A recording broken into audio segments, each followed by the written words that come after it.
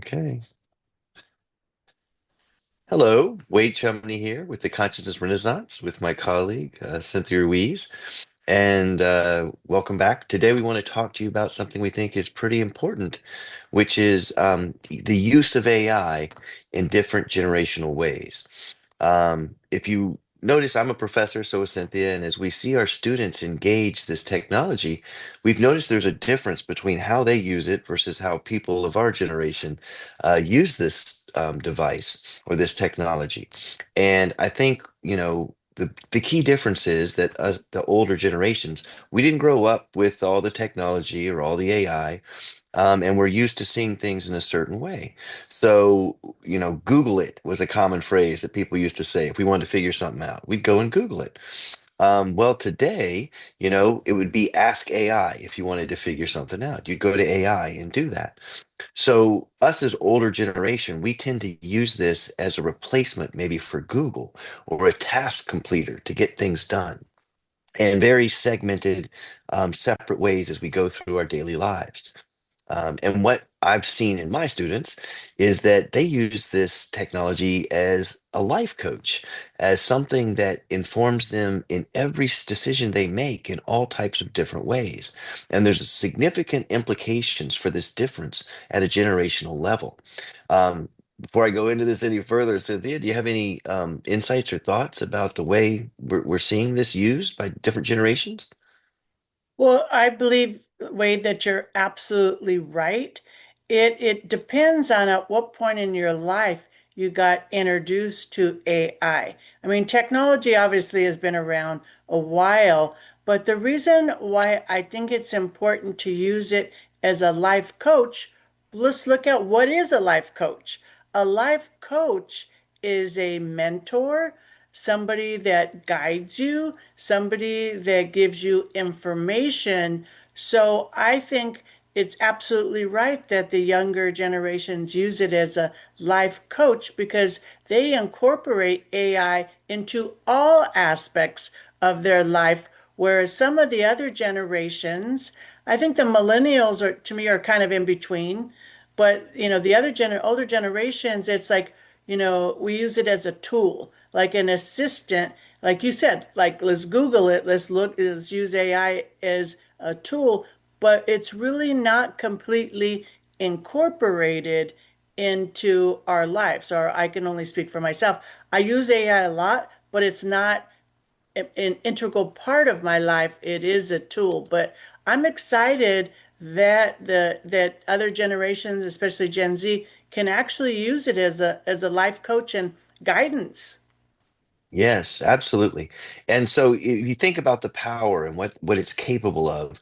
This is AI is something that can inform us on all aspects of our lives in various ways. It can serve as a counselor, a physician, not fully, not replacing, but give you advice in these different areas as a professor, as a life coach, as a philosopher.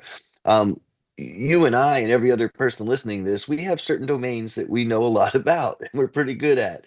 And there's a infinite number of others that we don't. But guess what? AI's got all of those covered at a level that's beyond each of us. That's shocking.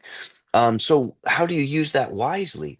Well, you want to use it to make yourself, your person, better. How do I improve myself? In the past, I've said, you've got a pocket Play-Doh in your hands. There's a pretty great philosopher that you could converse with to figure things out, but it even goes beyond Plato. You've got every philosopher, every wisdom leader, every religious leader. All of those things are contained in something that you carry with you all the time. That's incredibly profound. So rather than making decisions solely on your own experience, which is highly limited compared to everyone else has the same limited perspective you do, just in their own experiences. AI opens that up and broadens it to expertise in every area. So if it, and what it all goes back to is a word that we talk about a lot, Cynthia, intention. What are you intending to use this for? Am I intending to use it to help me, just complete a simple task and write an email to my boss that I'm not figuring out how to do it correctly? Or am I using this to better myself, like to engage the world in a better way, in a more rich, fulfilling experience of life? both possibilities exist. It's the intention you bring to the table that's going to determine how you use this AI and what you get out of it. So I think the key differences you've touched on is when you grow up with something continuously, then it's part of your context.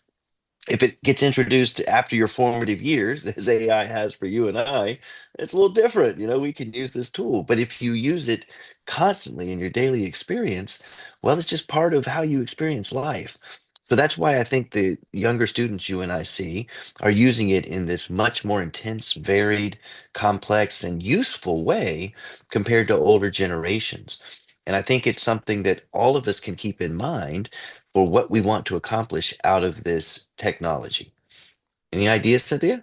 Well, but I do believe, so yes, the younger generations, they incorporate into their lives, but I feel as the other generations uh, learn more about it, then they're incorporating it more. I was surprised. So part of my, self-care routine is I have a masseuse come to my house once a month and I get a massage. I was talking to my masseuse the other day, and she surprised me because she was having some medical challenges.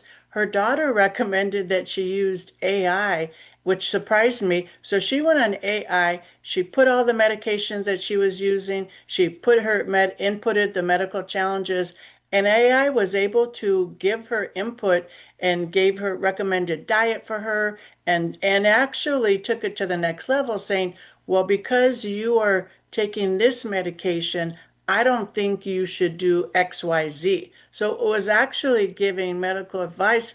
And she said she had no idea.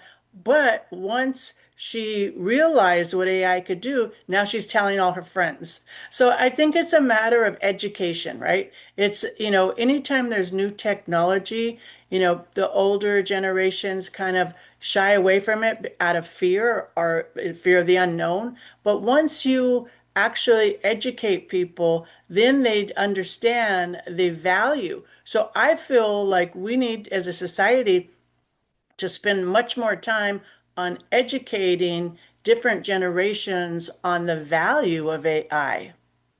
Yeah, that's a great point. And I'll get to the education part in just a second. But first, let me say about that story. I read a news article too the other day. I didn't have a personal experience, but someone had jaw problem for years, had clicking in their jaw. They went to experts, never got it figured out. They asked AI about this issue, and it provided solutions, some exercises they could do with their mouth. And in a week, their pain was gone if they had suffered for over 5 years. That's a life-changing event. Constant pain, is something that will drag you down mentally. And it changed that, that's the type of outcome that's possible, if you're willing to share information and figure out what's going on. So two examples from each of us on how this can change people's lives in a very simple way. But going on to the education component, education is, Plato would say, kind of the key to life. This is how you grow and develop and mature and become a better person. The key with education, and this is, I think, a vital point, is that, the older generations have to have an open mind, an open heart, and be willing to learn from the younger generation because they're the ones that have the greater expertise in this, having grown up with this context. So education is important, and we all of us need to be willing to learn from each other. Age doesn't matter, status doesn't matter. It's just, what matters is value, is the wisdom, is the development we can have by using this in a better way. And sharing tips with each other is a way to go about doing that. Well, there you have it. We think that everybody should use AI as a life coach, incorporate it into your life, let it guide you, let it work with you. Because when you really think about it, what is AI?